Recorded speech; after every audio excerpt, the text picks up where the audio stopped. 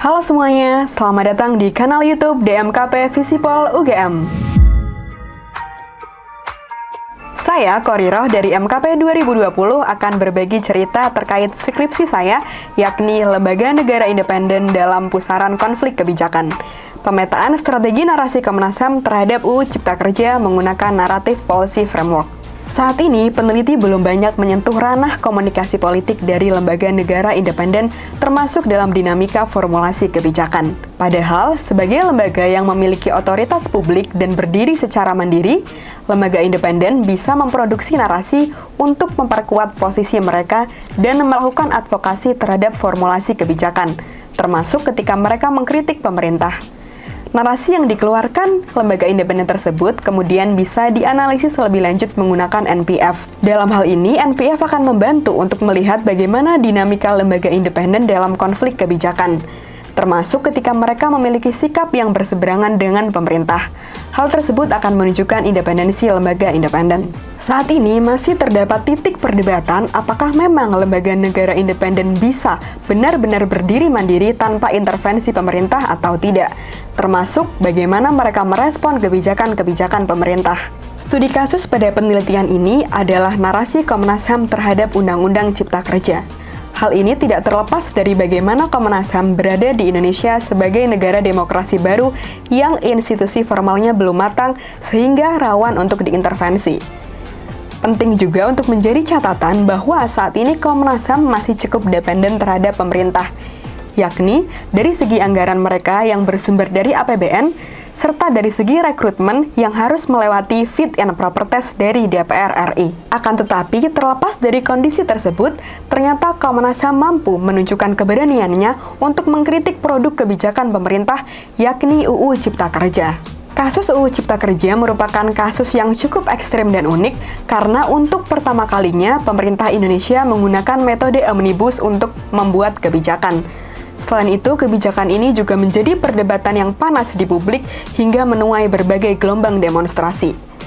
Selain itu, kebijakan ini juga bersifat longitudinal, yakni berjalan selama 2020 hingga 2023. Oleh karena itu, UU Cipta Kerja dianggap menjadi kasus yang cukup representatif. Kemudian terkait kerangka berpikir penelitian. Pertama, Komnas HAM memproduksi narasi, yakni kritik-kritik mereka terhadap UU Cipta Kerja. Narasi tersebut memiliki elemen serta menggunakan strategi untuk meraih atensi publik. Elemen dan strategi tersebut kemudian dianalisis lebih lanjut menggunakan NPF. Analisis yang dilakukan akan menunjukkan posisi lembaga independen serta pola-pola komunikasi politik yang dilakukan. Lalu, sebenarnya bagaimana NPF ini bekerja? NPF digunakan untuk mempelajari narasi kebijakan. Pendekatan ini berakar dari metode konten analisis. Melalui NPF, peneliti bisa melihat bagaimana cara aktor menyajikan isu dan strategi apa yang mereka gunakan. Dalam proses pengumpulan data, studi ini mengumpulkan data dari berbagai sumber, yakni rilis tulisan, publikasi media sosial, wawancara yang dirilis dari berbagai platform, serta artikel media massa. Terkumpul 123 narasi sejak tahun 2020 hingga tahun 2023 seperti terlihat pada tabel 1. Adapun artikel media massa yang diperoleh dari media populer yakni bersumber dari Tempo, CNN Indonesia, Kompas, Tribun, Republika, dan juga Tirto.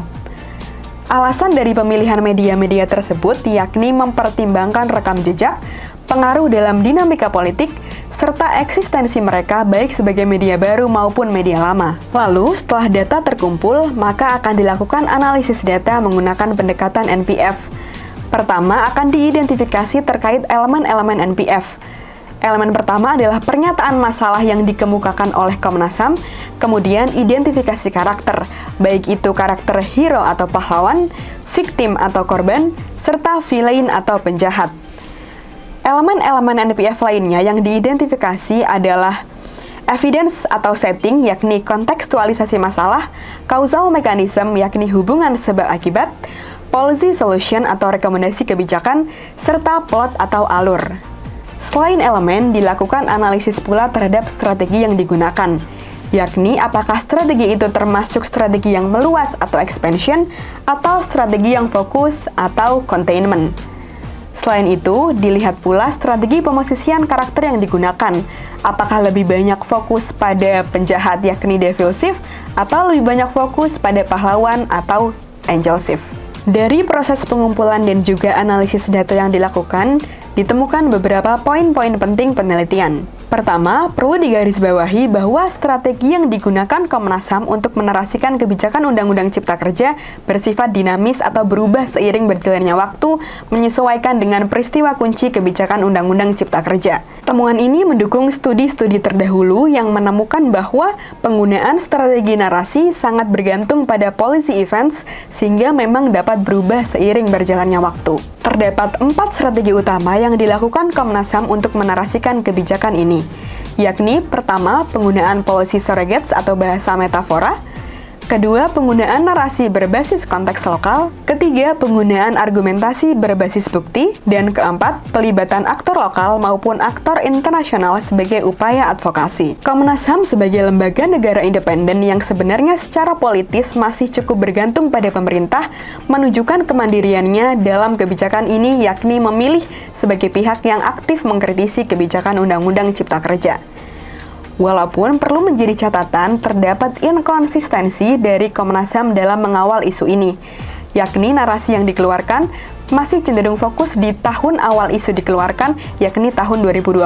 Kemudian, sebenarnya Komnas HAM juga mendapatkan tekanan dari legislatif, yakni ancaman dan kritik dari DPR RI karena posisi mereka yang menentang kebijakan pemerintah. Sebagai bagian dari pembelajaran, tentu peneliti mengalami beberapa tantangan dalam melakukan studi ini. Terkait pengumpulan data, tantangan yang ditemukan adalah minimnya narasi yang dikeluarkan Komnas HAM pada tahun 2021 hingga 2023 ketika UU Cipta Kerja sudah bukan lagi menjadi isu yang sangat panas diperdebatkan. Kemudian, tantangan kedua pada bagian analisis data, yakni untuk mengulik dan menemukan strategi-strategi unik yang dilakukan Komnas HAM sebagai bagian dari kebaharuan riset. Diperlukan pembacaan data yang berulang dan mendalam, serta melakukan riset terhadap studi-studi terdahulu yang relevan. Terakhir, studi ini tentunya meninggalkan celah penelitian yang bisa menjadi agenda riset-riset selanjutnya. Pertama, yakni studi ini tidak melihat narasi tandingan kelompok yang pro atau mendukung Undang-Undang Cipta Kerja. Kedua, studi ini memang berfokus pada formulasi kebijakan,